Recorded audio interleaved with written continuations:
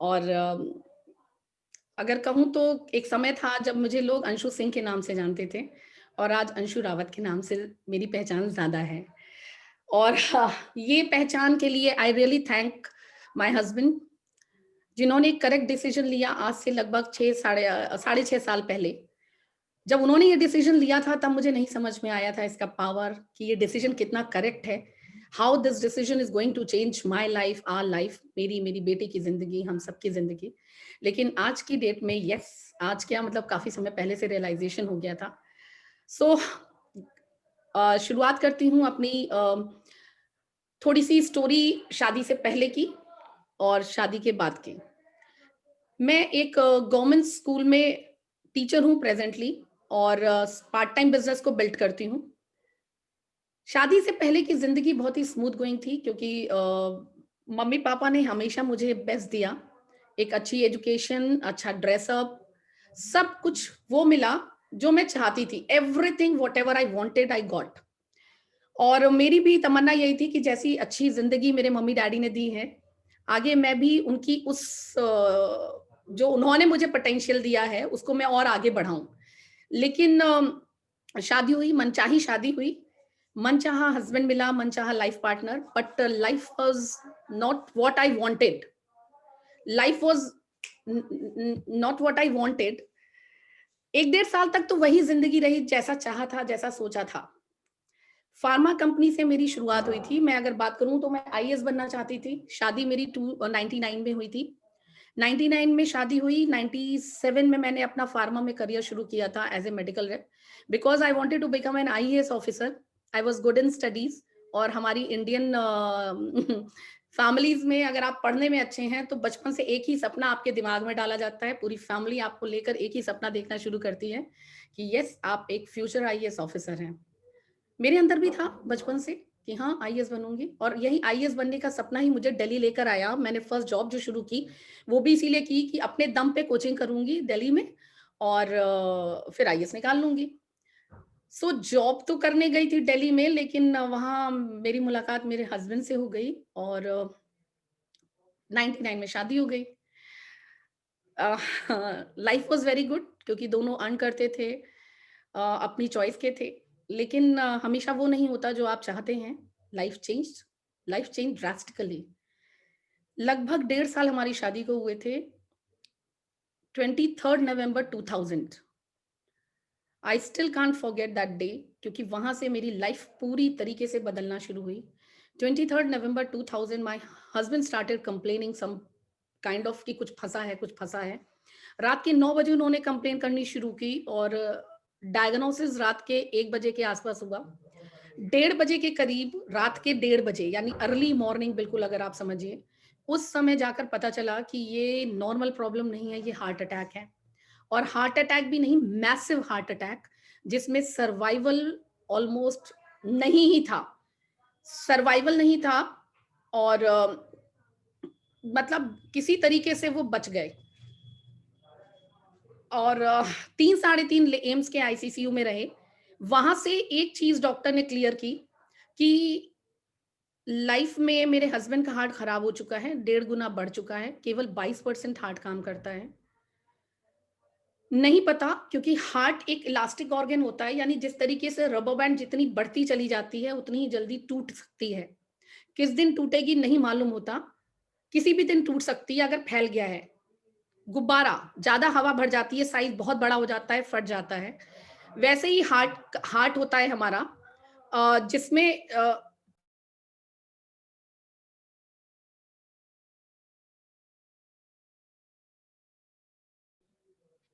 स हेलो, मेरी आवाज़ आ रही है? यस मैम, यस, आवाज़ ठीक है। हाँ जी, हाँ जी। तो वहाँ से ये क्लियर हुआ कि यस, लाइफ़ बहुत ही अनसर्टेन है, कुछ भी कभी भी हो सकता है। अब तक ज़िंदगी डर के साए में नहीं बीत रही थी, अब ज़िंदगी डर के साए में बीतना शुरू हुई। जहाँ ये लगने लगा कि अगले पल क्या होगा पता नहीं। कोई रात ऐसी नहीं बीतती थी जब मैं अपने हस्बैंड को, बीच में नींद खुलती हो तो मैं देखती ना हूँ कि कहीं उनको कुछ हो तो नहीं गया, सांसें चल रही हैं कि नहीं। Life was very very very very full of fear. और जितना डर के साए में मैंने वो ज़िंदगी बिताई है, it's very difficult to explain. ख़ैर, चलिए फिर भी ज़िंदगी ऐसे ही कट रही थी, 2003 तक ऐसे ही ज़िंदगी कटती रही। फिर 2003 में एक और अच्छी घटना हुई, मेरी बेटी पैदा हुई। 2003 में I give birth to a very sweet child, मेरी बेटी जो आज 12th में पढ़ती है। और जब वो हुई तो फिर से घर में खुशियाँ आईं। उसके उसकी स्वीट एक्टिविटीज़ में हम लोग अपने उस डर को कहीं खो गए थे, भूल गए थे। 2004 में जब उसका फर्स्ट बर्थडे मनना था, तो दोबारा से एक अन अनवांटेड घटना हुई। वो हुआ second heart attack. My husband had second heart attack. हम लोग हैदराबाद में थे तब और वो टूर पे थे विशाखापट्टनम। वहाँ पर उनको सेकंड हार्ट अटैक पड़ा और तब लाइफ ने एक और बहुत बड़ा टर्न लिया। वो टर्न था, डॉक्टर ने कहा कि अब अगर ये जॉब करेंगे तो हार्ट की कोई गारंटी नहीं है, कुछ भी हो सकता है। So he left his job and at that time I was a private school teacher. मैं एक प्राइवेट स्कूल टीचर थी और प्राइवेट स्कूल टीचर कितना अर्न करता है आप लोग इमेजिन कर सकते हैं। 4-5 हज़ार रुपए में घर के खर्चे नहीं चलते।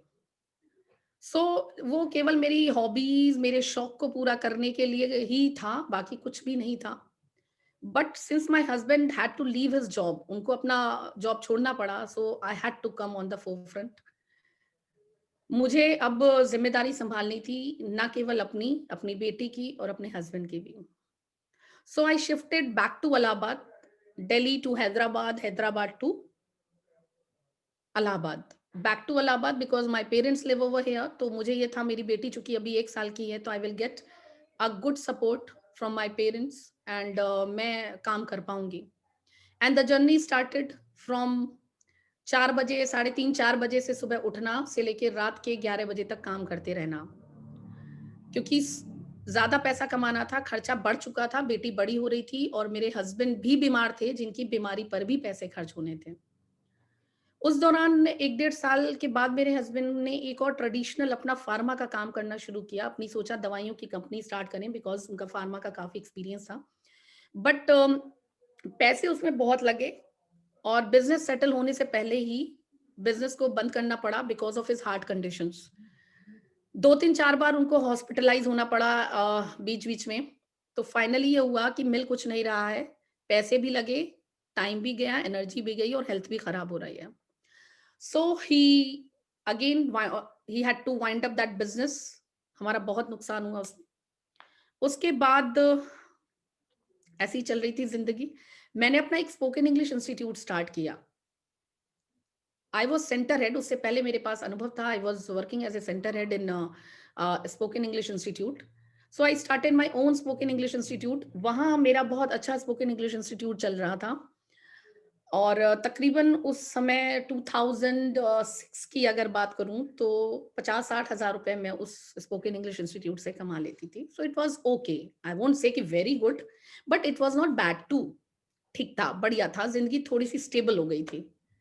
बट वही है, man proposes and God disposes. जब भी लाइफ थोड़ी सी स्मूथ हुई, पता नहीं क्यों, शायद भगवान को, शायद क्या 100% भगवान को और ज्यादा मजबूत बनाता था, जिंदगी और ज्यादा खूबसूरत बनानी थी, इसलिए एग्जाम लेते रहे भगवान जी बीच बीच में। मेरी बेटी फर्स्ट स्टैंडर्ड में थी और तभी मेरी जो मैं प्रेजेंट में गवर्नमेंट जॉब कर रही हूँ उसकी ट्रेनिंग स्टार्ट हुई थी। मैं अभी अपने ट्रेनिंग इंस्टीट्यूट ही गई थी कि I got a phone call. It was Saturday, so my daughter was home. Saturday का दिन था तो मेरी बेटी घर पर ही थी, 6 साल की मेरी बच्ची। उसका फ़ोन आया और बहुत रो रही थी, बहुत ज़्यादा रो रही थी कि कुछ समझ में नहीं आ रहा था। छोटा बच्चा जब रोता है और रोते-रोते बोलता है तो कुछ समझ में नहीं आता। बस उसकी कुछ भी बातें मुझे समझ में नहीं आ रही थी। तो मैंने फ़ोन काटा, दोबारा मिलाया, मैंने पूछा, "बेटा क्यों इतना रो रही हो? क्या हुआ? पापा ने मार दिया है क्या?" सो शी सेड, चुप कराया तो शी सेड कि मम्मा घर आ जाओ जल्दी से, पापा की तबीयत बहुत खराब है। 6 साल की मेरी बेटी फ़ोन पे फूट-फूट के रो रही है और मुझसे कह रही है, मम्मा घर आ जाओ, पापा की तबीयत बहुत खराब है। मुझे एक ही ख़्याल आया, 2 हार्ट अटैक पड़ चुके थे, पापा हिल नहीं रहे हैं। शी सेड, मैंने कहा क्या हुआ बताओ क्या हुआ? बोली नहीं पापा, पापा ज़मीन पे हैं मम्मा, पापा नाश्ता कर रहे थे, उसके बाद कुछ खड़े हुए, टीवी पे इधर-उधर कुछ लगा रहे थे, पापा नीचे गिर गए और पापा हिल नहीं रहे हैं। उसने उसके ये शब्द आज भी जब आते हैं, मुझे उसका रोना, उसकी आवाज़ आँखों के सामने आ जाती है। दैट वाज़ लाइक कि क्या हो गया? मतलब कुछ अनहोनी सी दिमाग में घूमी। सो मैंने कहा कोई नहीं बेटा, मैं नाना को फ़ोन करती हूँ। नाना उस बाय चांस मेरे फादर उस समय इलाहाबाद में ही थे, otherwise he was working in Lucknow. So I called my father. मैंने कहा जल्दी से जाइए पापा, कुछ मुझे नहीं मालूम क्या है, बट कुछ हुआ है। आप जाइए और देखिए क्या हुआ है। तुरंत जाइए। तो ख़ैर लगभग 1 डेढ़ किलोमीटर की दूरी पे मेरे पापा रहते हैं, मतलब पेरेंट्स का घर है। पापा पहुँचे और हॉस्पिटल उनको एडमिट कराया गया, और जब हॉस्पिटल एडमिट कराया गया तो वहाँ पता चला कि it was not heart attack, it was paralysis. तो ख़ैर या तो हार्ट अटैक पड़ता है या ब्रेन स्ट्रोक पड़ता है। सो इट वाज़ ब्रेन स्ट्रोक। और ये ब्रेन स्ट्रोक वो था अम, जो केवल नॉर्मल टाइप का नहीं था जिसमें हाथ-पैर ही आपके अफ़ेक्टेड होते हैं। मेरे हस्बैंड को पैरालिसिस में वो पार्ट, मतलब ब्रेन का वो पार्ट डैमेज हुआ था जिसमें उनका कन्वे करने का प्रोसेस खत्म हो चुका था। यानी वो ना बोल सकते थे, ना पढ़ सकते थे, ना लिख सकते थे। मतलब एक पूरी फार्मेसी किया हुआ था उन्होंने। वो एक मतलब वो पढ़ ही नहीं सकते थे। He was unable to recognize the words, बोल नहीं सकते थे। जितनी वोकैब्युलरी एक डेढ़ 2 साल के बच्चे की होती है जो नया-नया बोलना सीखता है, 4-6 शब्द, बस वही 4-6 शब्द थे उनके पास, और कुछ नहीं। पढ़ नहीं सकते थे, बोल नहीं सकते थे। So life became again very, very tough. बहुत टफ हो गई थी लाइफ। पहले वो मेरे अपने स्पोकन इंग्लिश इंस्टीट्यूट में ऑफ़िस सँभाल लिया करते थे और मैं टीचिंग कर दिया करती थी स्पोकन इंग्लिश का। But now there was no support. I was single handedly managing everything. Life became very, very tough.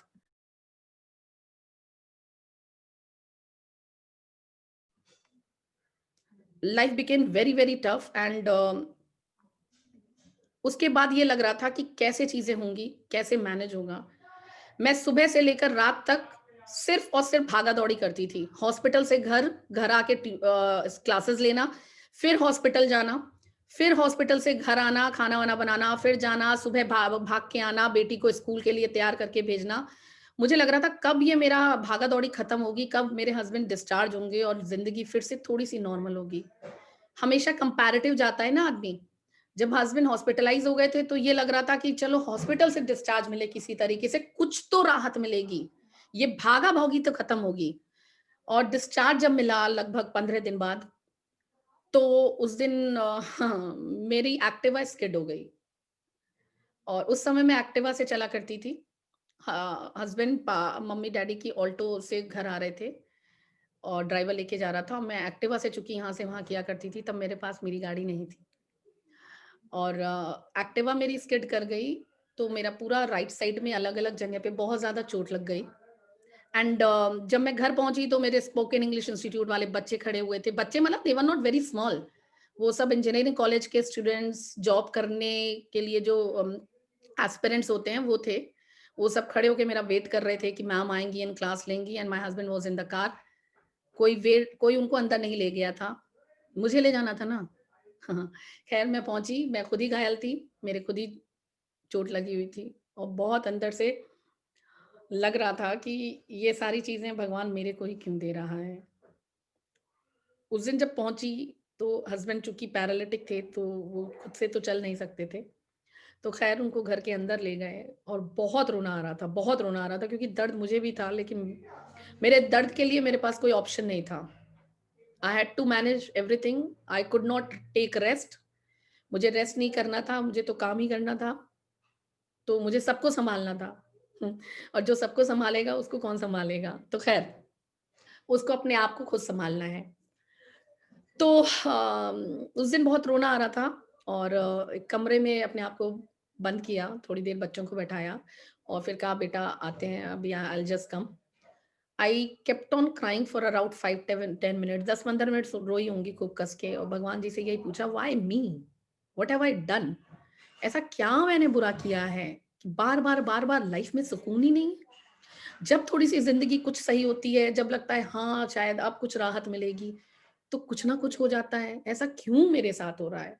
बहुत रोई, सवाल किया भगवान से, लेकिन फिर सँभाला अपने आप को कि ठीक है, कुछ ना कुछ होगा, मुझे नहीं मालूम। भगवान है तो सब कुछ अच्छा ही करेंगे। अपने अपनी एनर्जी को रीगेन किया क्योंकि एनर्जी लूज़ करके कुछ मिलने वाला नहीं था, खोने के अलावा। और क्लास ली और फिर नॉर्मल हो गए।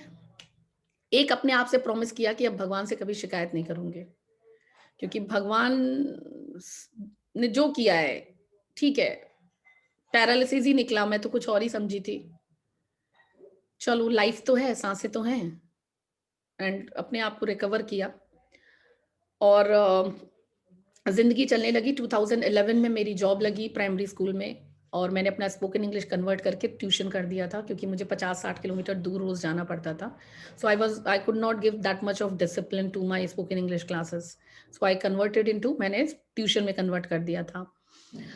उसके बाद अच्छा ट्यूशन में कन्वर्ट इसलिए किया था क्योंकि एक चीज़ थी अ, समझौता नहीं करना था कभी भी अपने सपनों से।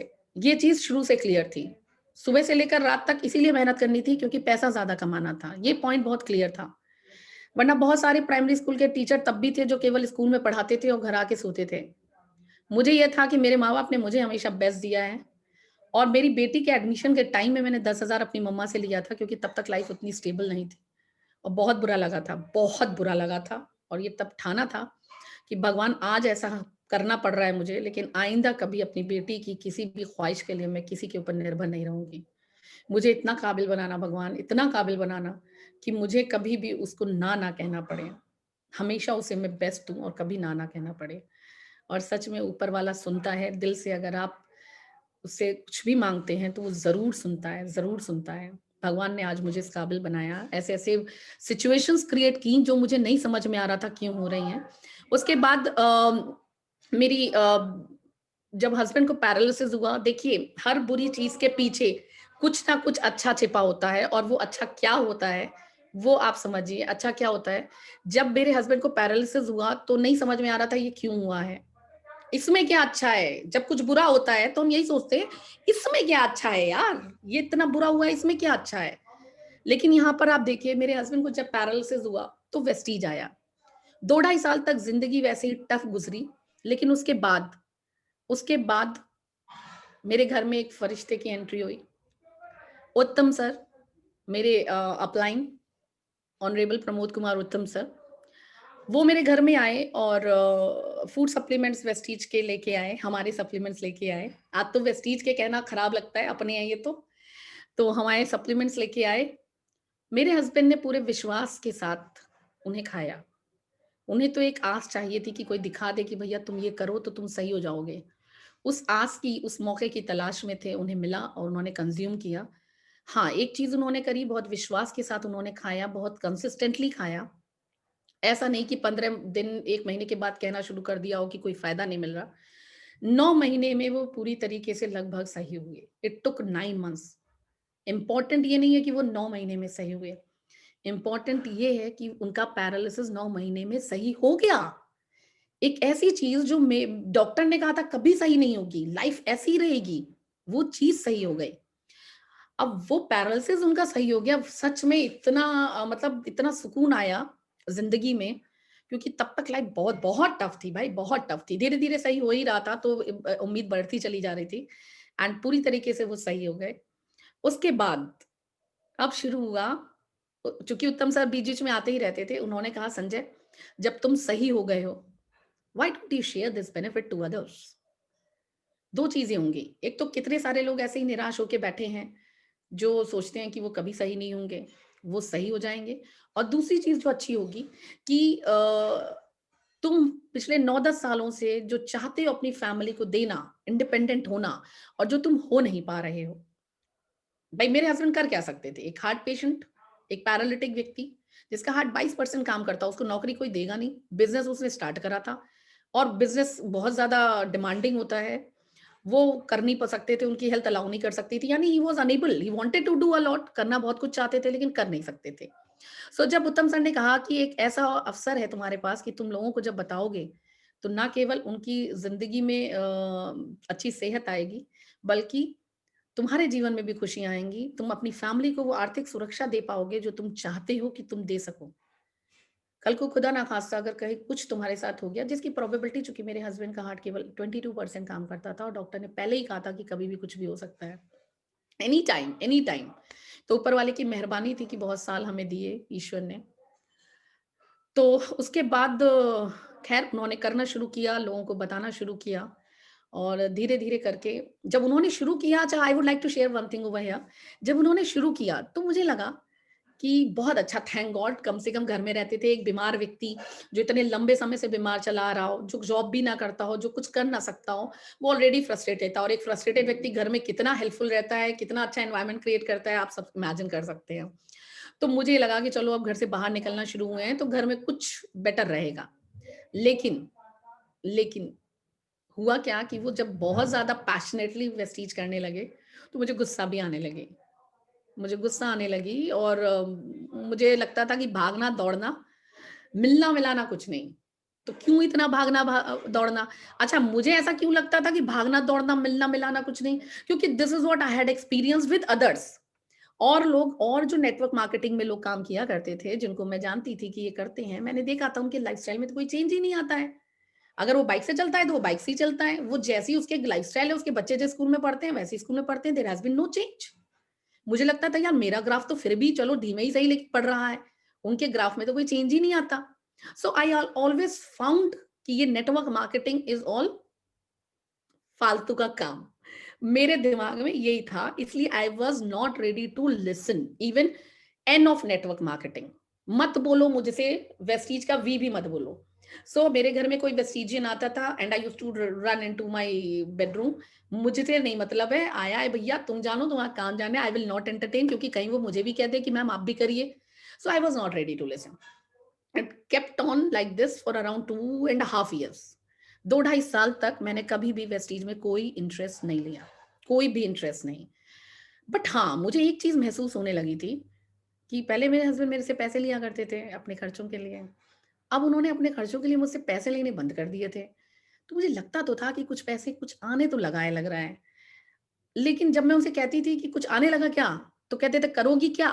तो मैंने कहा ना, ना, ना, थैंक यू सो मच, तुम अपने एक्सपेंसेस निकाल लो, मुझे मत कहो। मेरे लिए यही काफ़ी है कि तुम अपने एक्सपेंसेस निकाल लो। तो ये और फिर वो गिफ्ट भी लाते थे, कुछ भई तो मुझे लगता था कुछ तो आ रहा है। फिर उनके साथ-साथ उनकी डाउनलाइन्स में ग्रोथ देख रही थी, उत्तम सर के में ग्रोथ देख रही थी।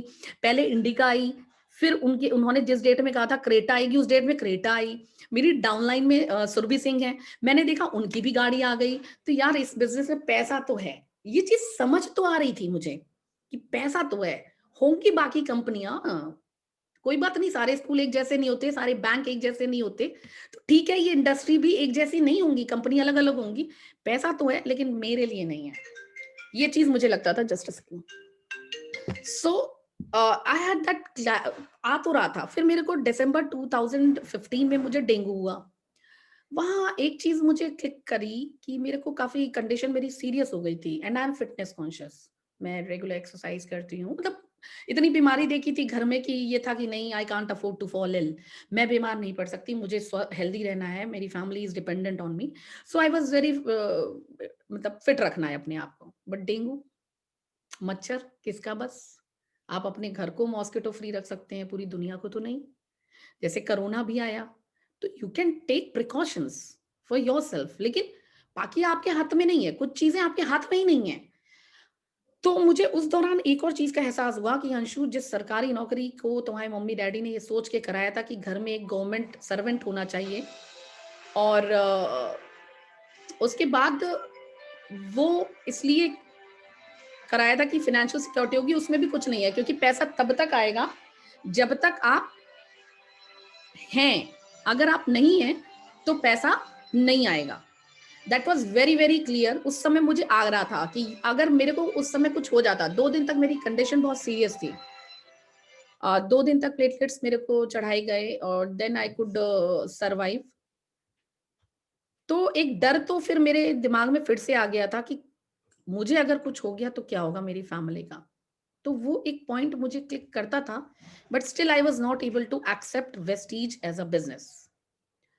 लेकिन अगर आपके माइंड में आप डेस्परेट होते हैं ना कुछ पाने के लिए, तो फिर से कुछ ना कुछ मौके आते हैं, ऊपर वाला आपको अवसर देगा। मेरे घर में दूसरे फरिश्ते का आगमन हुआ। The one and only one, the magical man, हम सब जानते हैं, जिनसे जिनके हाँ, मतलब बातों में जादू है, जिनकी बात को अगर हम फॉलो कर लिया तो यस लाइफ बदल जाती है। मेरी तो बिल्कुल बदली। और जब वो आए थे तब मैंने नहीं समझा था कि सच में एक एंजल मेरे घर में आ रहे हैं। But yes, he came and we all know him very well. Yes, very true. Honourable Vivek Kumar Saxena sir, मैं चाहूंगी एक बार आप सभी लोग उनके लिए जरूर तालियां बजा दीजिए। Thank you Vivek sir for changing my life. हमारी फैमिली में इतना सुकून, इतनी खुशियां लाने के लिए, क्योंकि वहाँ वो आए और उन्होंने मुझे क्लैरिटी दी कि what this business is all about, what it can do to my life, how it can bring peace to my life. And उन्होंने मुझसे 2 चीज़ें पूछी। पहले तो अच्छा सच्चा इतनी बढ़िया स्किल है उनकी। उन्होंने मुझसे कहा, "मैम आप क्या करती हैं?" जबकि he knew it very well what I do. मैंने कहा, "सर टीचर हूँ गवर्नमेंट।" ऐसे ही करके। तो उन्होंने कहा, "हैप्पी?" मैंने कहा, "या एज़ सच।" उन्होंने कहा, "अच्छा, नॉट हैप्पी?" मैंने कहा, "नहीं, नहीं, नहीं, happy. At the end of the month salary आती है, फाइन, ओके, बढ़िया है।" तो उन्होंने कहा, "ओके, आप रावत साहब की मदद नहीं करती?" तो उन्हें ये पता चल गया she is not so happy with her job. मतलब I am not so happy with my job, obviously. Limited money and जाना-आना, ऐसी कोई ग्रोथ नहीं, कुछ नहीं। सो उन्होंने कहा, "रावत साहब की आप हेल्प नहीं करती?" मैंने कहा, "sir this is actually truly speaking." और एक्चुअली मैं आपको बता रही हूँ, मेरा जो विचारधारा थी हमारी बिज़नेस के बारे में, बहुत ही नेगेटिव थी। मैंने उनसे कहा कि, "सर ट्रूली स्पीकिंग, बुरा मत मानिएगा प्लीज़, मुझे ये ना काम थोड़ा-सा बस छोटा, मतलब बोला नहीं, कहने का मतलब रेस्ट इज़ अंडरस्टूड, ये काम थोड़ा-सा, वैसे तो सर कोई काम छोटा-बड़ा नहीं होता है, but still somehow I am not comfortable." तो मेरा अपना एक टीचर वाला, हाँ, हमारे घर, हम अच्छे घर के हैं and all that, that kind of ego, वो बोल रहा था। तो उन्होंने हँसे, मुस्कुराए, उन्होंने कहा, "मैम आपको लगता है मतलब सेल्समैन वाला काम?" मैंने कहा, "नहीं, नहीं सर, मतलब हाँ, कुछ-कुछ वैसे ही तो है।" तो उन्होंने कहा, "आपको लगता है कोई सेल्समैन मर्सिडीज़ से आएगा?" मेरे घर मर्सिडीज़ से आए थे। तो तो मुझे हँसी आई। मैंने कहा, "हाँ सर, बात तो सही है, कोई सेल्समैन मर्सिडीज़ से नहीं आएगा।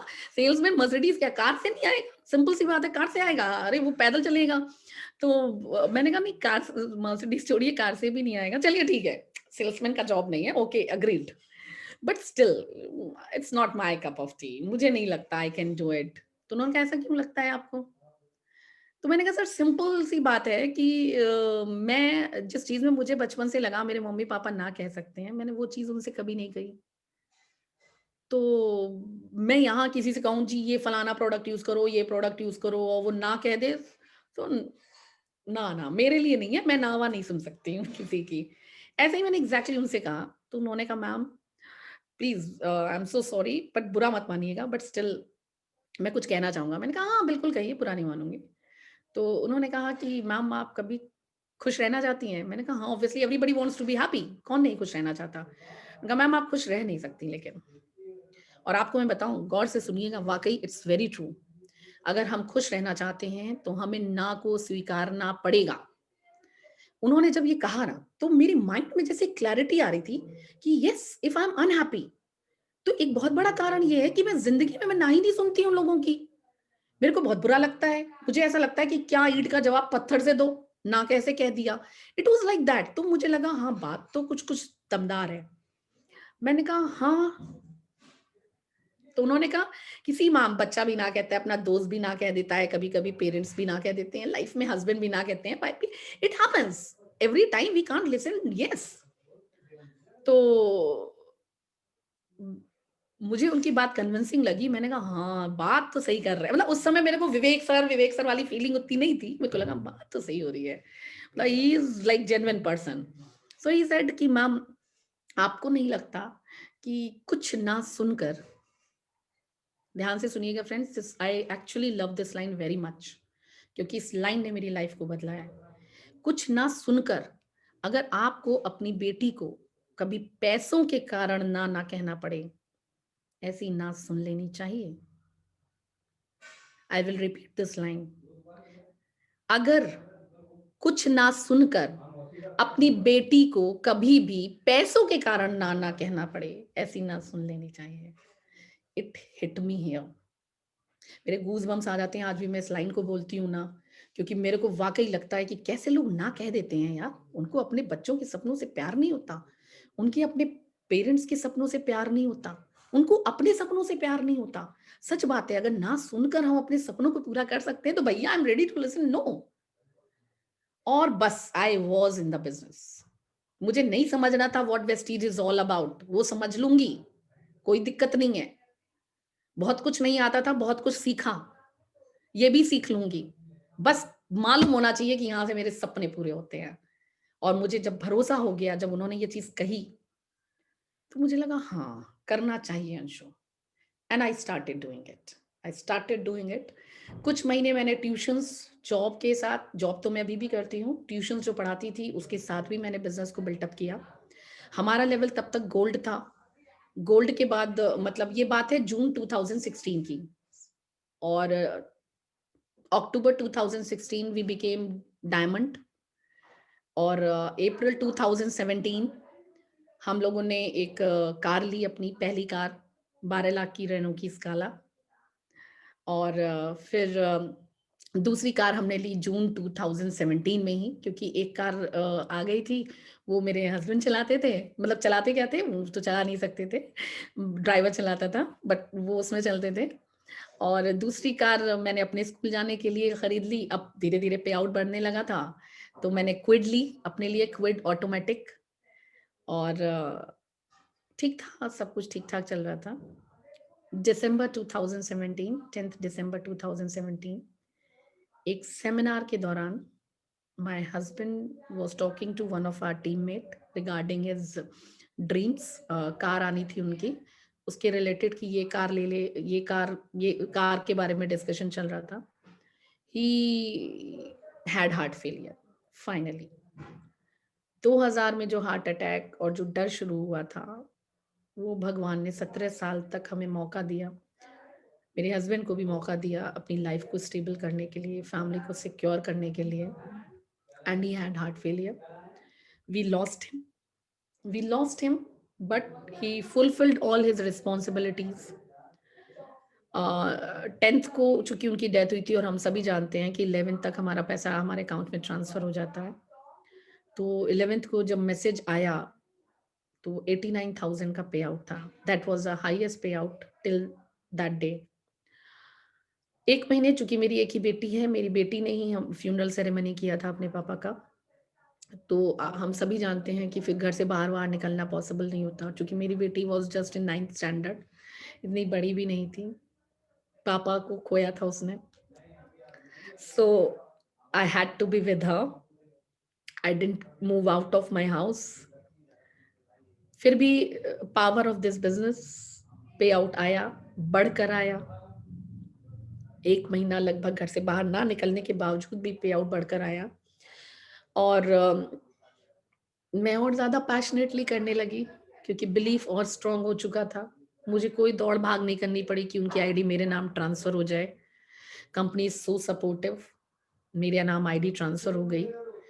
और एक मेल सिंपल किया मैंने, अपने डॉक्यूमेंट्स लगाए, and the ID was transferred in my name. Company was more interested, मतलब वो ज़्यादा मेरे को फ़ॉलो अप कर रहे थे, rather I followed them up. No, it was not like them. The whole management was so cooperative, and it all was done in तुरंत की तुरंत चीज़ें हो गई। किसी गवर्नमेंट जॉब में ऐसा नहीं होता, हम सभी जानते हैं। परिवार वालों को फ्रस्ट्रेशन आ जाता है अगर कुछ मिलना भी होता है उसके लिए। उसके बाद तो क्राउन का लेवल हुआ, और पे आउट बढ़ा, 1 लाख का पे आउट हुआ। फिर हमारी दूसरी 2 लाख का भी पे आउट हुआ। मार्च 2019 में मेरी बेटी ने एक बार, बहुत पहले जब उसके पापा थे, हम लोग बाहर एसटीएम शायद आए हुए थे, कहाँ थे, तो उसने एक व्हाट्सएप पिक भेजी एक कार की, और वो that was white Audi A3। उसने कहा, "आपकी इससे आओ तो जाने।" तो ऐसे ही हम लोगों ने हँसते हुए जवाब दिया था, "वो भी आएगी, इट्स ऑन द वे।" तो ख़ैर मेरे हस्बैंड संजय वो इस दुनिया में नहीं रहे, लेकिन एक ऐसा बिजनेस उन्होंने दिया and the power of the platform, power of the business कि एक 25 मार्च 2019 को हम अपनी बेटी को ये कार गिफ्ट कर सके। So it's going to be in this March, it is going to be 2 years Audi A3। Such a powerful platform it is दुनिया में ना रहने के बावजूद भी कार बेटी को गिफ्ट कर सके। So we have 3 cars now. और लॉकडाउन इतना खूबसूरत बिजनेस है, आप देखिए इतना खूबसूरत बिजनेस है। I am building up this business only part time, only part time business build करते करते लॉकडाउन हुआ, कोरोना हम सभी जानते हैं, सारे बिजनेस फ्लॉप हुए, सब कुछ हुआ, लेकिन मेरा हाईएस्ट पे आउट आया जून में 2,70,000 and then it didn't stop. 327, 347 and last 5 months का पे आउट, लास्ट 3 मंथ्स से मैं कैलकुलेट कर रही थी, it was more than 4 lakh. Highest पे आउट 4,47,000 हो गया 5 महीने का। लास्ट 5 मंथ्स का pay out around 20 lakh, touching 20 lakh है, 20 लाख पूरा नहीं है। सो 5 महीने में मैं ये सोच रही थी कि अंशु अगर कैलकुलेट करो जॉब में तुमने कितना कमाया होगा अब तक। सो ये चीजें हुई, मेरा लेवल अपग्रेड हुआ। जो काम मैं बाहर निकल के नहीं कर पा रही थी, पहले मैं दिल्ली में टीम बिल्ड करना चाह रही थी एक और नई, वो नहीं बिल्ड हो पा रही थी क्योंकि वहां जाना, रुकना, ट्रेनिंग करना, स्कूल से छुट्टी लेना, फिर because I am single mother, तो बहुत सारी चीजें पॉसिबल नहीं हो पाती हैं। लेकिन it made it so easy, you know.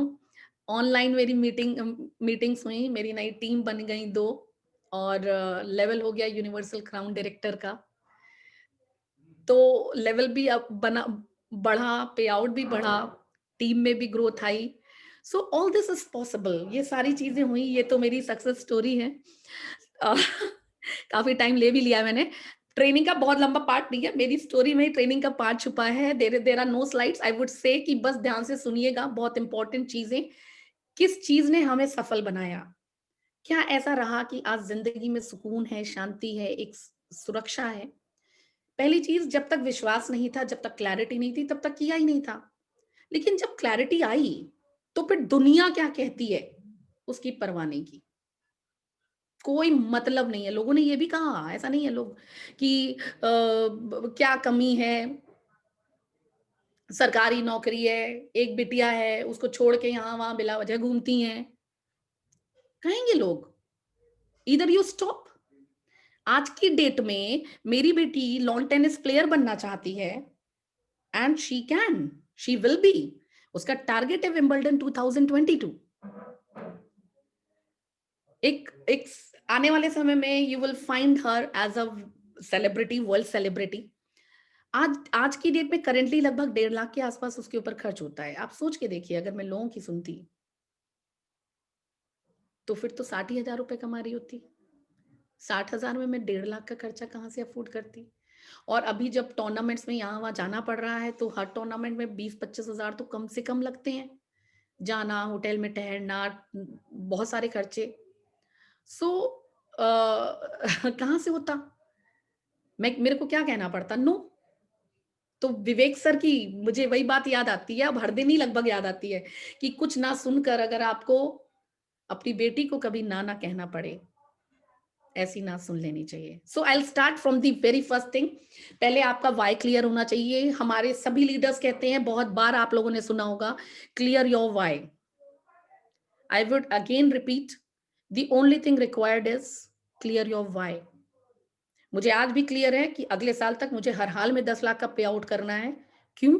क्योंकि मेरी बेटी अगर किस अब्रॉड में टेनिस कोचिंग के लिए जाएगी, तो 4-5 लाख रुपए मुझे चाहिए। That is very very clear. So have that clarity. अब वो क्लैरिटी आएगी कहां से? भैया हम तो आज कमा खा रहे हैं और आज ही की सोच रहे हैं। हमारे पास कोई विकास योजना है ही नहीं।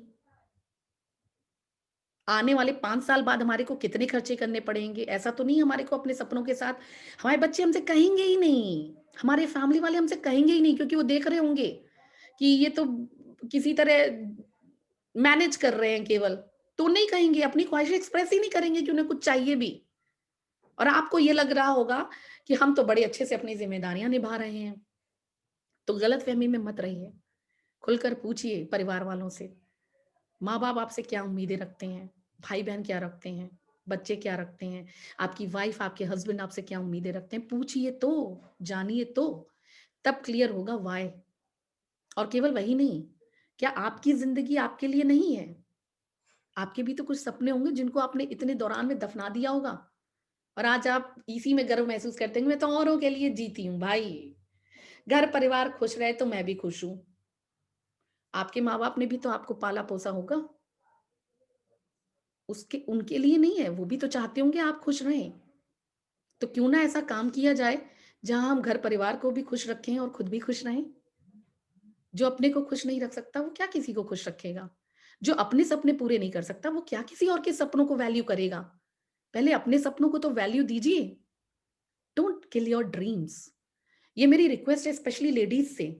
Please never ever compromise with your dreams, क्योंकि यहीं से शुरुआत होती है कॉम्प्रोमाइज करने की। पहले आप अपने सपनों के साथ समझौता करते हैं, फिर आप धीरे धीरे अपने बच्चों के समझौते सपनों के साथ समझौता करना शुरू कर देते हैं। मत करिए। इस अपने आप को इतना काबिल बनाइए, इतना काबिल बनाइए कि आपको कभी समझौता जैसा शब्द आपकी डिक्शनरी से आउट हो जाए, वो रहे ही ना। सो पहली चीज, क्लियर योर व्हाई, क्यों करना है, क्या मिलेगा। आज जब मेरी बेटी कहती है कि यू आर द बेस्ट माँ इन दिस वर्ल्ड, सच में मजा आ जाता है। इस बार बर्थडे में उसने एक कार्ड बना के दिया मुझे, इतना ब्यूटीफुल, इतना लविंग कार्ड था कि मैं क्या बताऊं। कोई कमेंट्स, कोई दिन शायद नहीं जाता होगा, वो कहती होगी द उसके फ्रेंड्स कहते हैं, "यार तुम्हारी मम्मा बड़ी सही है यार।" So why? Because she is confident, कहीं भी जाती है फ्रेंड्स के साथ, शी नोज़ कि माय मदर विल कैन कोई भी सही चीज़ के लिए कभी मम्मा ना नहीं कहेगी। So be like that only, पहली चीज़। So clear your why. My husband had a very clear why. मेरे को ये काम करना है, जल्दी से जल्दी करना है। I don't have to wait for the time. मुझे टाइम का वेट नहीं करना है। क्योंकि टाइम तो हमें पता ही नहीं। किसी को मालूम था क्या 22 मार्च को लॉकडाउन लग जाएगा? अगर कोई इतना बड़ा फोर्ट टेलर है तो बात अलग है भाई, मैं तो नहीं हूँ। सो हमें नहीं मालूम अगले पल क्या होने वाला है। So do the best today. Don't procrastinate. कोई प्रोक्रेस्टिनेशन नहीं, कल कर लेंगे, 4 दिन में। अब कितने लोग होंगे जिनको जॉइनिंग करनी होगी? देखिए कितना सुनहरा अवसर आया हुआ है। 2 दिन एक्सटेंड हो गया, 100 प्लस 100 मतलब 100 पीवी जॉइनिंग पे एक्स्ट्रा। फिर भी लोग सोचेंगे अगले महीने कर लेंगे। भैया 5 ही दिन तो बाकी बचे हैं। कल कहाँ आता है? कोई व्यवसायी, कोई भी राइट बिज़नेसमैन व्यक्ति कभी कल के लिए सोचता है? आप आज टालिए कि अगले महीने से करेंगे, आपका बच्चे ने क्या सीखा इनडायरेक्टली? अवसर आए, तो भी कल के लिए टाल दो। हमें लगता है, हम इनडायरेक्ट मैसेज बच्चे को देते रहते हैं कि टालने की आदत, छोटी-छोटी जहाँ टालने की ज़रूरत भी नहीं है, वहाँ टाल देते हैं। अरे क्या ज़रूरत है भाई, 3-4 हज़ार का सामान घर में रखने में दिक्कत क्या है? 3-4 हज़ार क्यों? और रखना चाहिए। कहीं कोई प्रोडक्ट शॉर्ट होगा तो आप अपने पास से मैनेज कर सकते हैं। So clear your why and don't procrastinate. The second thing, टालिए मत। अवसर आज हाथ में आया है, तुरंत के तुरंत ग्रैब करिए। आज नौकरी मिलती तो फिर कहते कि अगले महीने से जॉइन करेंगे। नौकरी तुरंत जॉइन करेंगे, जिससे सीमित आय मिलेगी और बिजनेस को कहेंगे, मतलब लो, एक सिंपल क्लैरिटी रखनी है। We are doing business over here. हम केवल कंज्यूमर नहीं हैं, हम बिजनेस कर रहे हैं भाई, बिजनेस। यानी जहाँ से हम अपने ड्रीम्स फुलफिल करेंगे, केवल छोटा-मोटा पैसा सीमित आय कमाएँगे नहीं। अब भी नौकरी, आप किसी भी नौकरी पेशा व्यक्ति से पूछिए, अगर उसे नौकरी का ऑफर मिलेगा और कहा कहा जाए कि कल से आपको जॉइन करना है, छोड़िए, आज आप बैठे हो, शाम को आपको जॉइन करना है और आप कितनी देर में आ सकते हो, तो आप हर संभव को कर्जा लेंगे फ्लाइट से जाने के लिए, सीमित आय के लिए। और हो सकता है अगले पल आप मतलब किसी भी दिन ऐसी प्राइवेट नौकरियों के लिए जहां आपको अगले ही दिन कह दिया जाए, किसी भी दिन कहा जा सकता है, sorry, we don't need you any more. हुआ ही है पैंडेमिक सिचुएशन में। So be very clear. टालना नहीं है, क्यों कर रहे हैं, और टालना नहीं है। हाथ आया है अवसर भाई, क्यों टालना? Understand the power of the business. Right, जो चीज समझ में आ जाए तुरंत एक्शन लीजिए। तीसरी चीज, जैसे मेरे हस्बैंड ने लिया, मुझे भी जब तक मैंने सुना नहीं था तब तक मैंने एक्शन नहीं लिया था। बट जिस दिन मैं बैठी, जिस दिन मैंने सुना विवेक सर को, जिस दिन मैंने समझा कि क्या पावर है इस बिजनेस की सच में, and I was into action. मैं तुरंत, मैंने इवेंट्स के लिए भी 4 जुलाई को हमारा इवेंट था, success the mindset. I just attended that session. 13 जून को सर आए थे और 4 जुलाई को सेशन था। I attended that session. So be very clear. Invest on yourself. अपने ऊपर इन्वेस्ट करिए। अपने ऊपर इन्वेस्ट करिए। क्यों? क्योंकि जितना आज तक इन्वेस्ट किया था, उसने बहुत बड़ा कभी नहीं दिया। अब वो इन्वेस्टमेंट करिए जो आपके सपनों को पूरा करने में आपकी मदद करेगा। So invest on your growth. इसको खिलाइए, यहाँ भी इन्वेस्ट करिए, राइट? और कंसिस्टेंट रहिए, consistent. Consistency is the key to success. ये एक स्टेटमेंट नहीं है, ये सच है। ये स्टेटमेंट बहुत बार सुना है, अपनाया कितनी बार है? क्वेश्चन करिए अपने आप से। सुना तो बहुत सभी कहते हैं, निरंतर प्रयास करिए, निरंतर प्रयास करने वाले को सफलता मिलती है। मालूम तो है, फॉलो किया है? आस्क योरसेल्फ, क्योंकि इसकी कोई बराबरी नहीं है। और परिणाम सिर्फ बदल सकते हैं, आप कंसिस्टेंट हैं 100% या 99%। ध्यान से समझिएगा, आर यू कंसिस्टेंट 100% और यू आर जस्ट कंसिस्टेंट 99%? जान लीजिए, 100% guarantee success, 99% there is no guarantee, no guarantee. बिल्कुल बदल जाएंगे। मैं हमेशा एग्जांपल देती हूँ, एक सिंपल सा, रोज हम रोटी बनाते हैं, रोटी खाते हैं, गैस सिलेंडर खत्म हो जाए, तुरंत गैस बदलेंगे, सिलेंडर बदलेंगे? रोटी वैसे ही बनेगी क्या? क्या रोटी वैसे ही स्वाद की बनेगी जो सिलेंडर बदलने से पहले वाली रोटियां बन रही थी? वो जो रोटी तवे पे चढ़ी है, नहीं बनेगी। रादर वो रोटी अक्सर डिस्कार्ड कर दी जाती है, कोई नहीं खाता। क्यों? क्योंकि वो अजीब सी कड़ी सी हो जाती है। परिणाम मुश्किल से 1-2 मिनट के डिफरेंस में बदल जाते हैं। पानी खौलाने रखा, किसी का फ़ोन कॉल आ गया या कुछ इम्पोर्टेंट काम आ गया, आपने गैस बंद किया, वापस आ गए। दोबारा आप गए क्योंकि आपको पानी खौलाना है, आपने फिर उसे ऑन किया। उतने ही टेम्परेचर से बॉयल होगा क्या? नहीं, वो तो ठंडा हो चुका है। फिर किस फ़ोन आ गया, फिर आप गए, फिर पानी ठंडा हो गया। बार-बार आप काम तो कर रहे हैं, लेकिन लगातार नहीं कर रहे हैं। इसलिए मेहनत ज़्यादा लग रही है और परिणाम आ ही नहीं रहा है।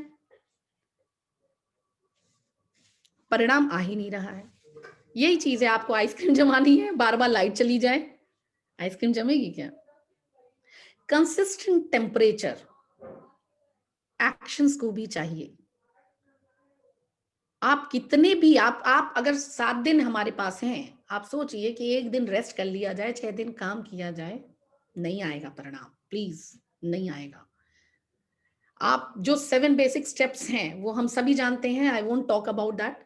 लेकिन वो 7 बेसिक स्टेप्स को अगर हम 4 दिन फॉलो करते हैं, फिर 1 दिन रेस्ट कर लेते हैं, फिर सोचते हैं 2 दिन फॉलो कर लें, फिर 2-4 दिन रेस्ट कर लेते हैं और फिर हम उम्मीद करते हैं कि हमारे भी परिणाम वैसे ही आएँ जैसे सामने वाले के आ रहे थे, तो नहीं आएँगे। Be very clear, be consistent, be consistent, there is no substitute to consistency. साथ आपको तब तक काम करना है, निरंतर काम करना है, छुट्टी नहीं लेनी है, छुट्टी नहीं लेनी है, काम से छुट्टी नहीं लेनी है, भाई नहीं लेनी है। मतलब this is what I follow, I believe in it. हमारा काम करते-करते में इतना एन्जॉयमेंट है, हमको छुट्टी की ज़रूरत ही कहाँ है? भई छुट्टी लेके हम क्या करते हैं? लोगों से मिलते हैं, लोगों के साथ पार्टी करते हैं, कहीं बाहर खाते हैं, वही तो हम यहाँ भी करते हैं। मैं यही सोच रही थी, हमारे काम में काम है क्या? कहाँ काम है? मतलब आई सम फील बाकी हम क्या करते हैं, 4 दोस्तों से मिलते हैं, उनसे बातचीत करते हैं। या हम आप कर क्या रहे हैं? यही तो कर रहे हैं। हाँ, अभी फ़िलहाल वन तरफ़ा है, एक तरफ़ा है, बट जनरली क्या है, बेसिकली हम कभी मीटिंग में जाते हैं, तो यही तो करते हैं। तो हम काम करते ही कहाँ हैं? इसमें थकान ही नहीं होती। There is no word like थकान इन आवर बिज़नेस। इतना खूबसूरत है, इतना मज़ा आता है। हर दिन सेंस ऑफ अचीवमेंट होता है। यही तो चाहिए। तो सातों दिन काम करना है। इसी में हमें घूमना-फिरना सब मिल जाता है। हमारी खुद ही इतनी ट्रेनिंग्स होती हैं, इतने इवेंट्स होते हैं, इतनी अच्छी-अच्छी जगह से इतना मतलब learning with fun, fun with learning, everything दोनों का कॉम्बिनेशन है हमारा बिज़नेस तो। तो सब कुछ मिल जाता है हमें। सो कंसिस्टेंट रहना है। ये एक नेक्स्ट पॉइंट है जो मैं कहूँगी कि बहुत, बहुत, बहुत ज़रूरी है। पेशेंस रखना है, पेशेंस रखना है।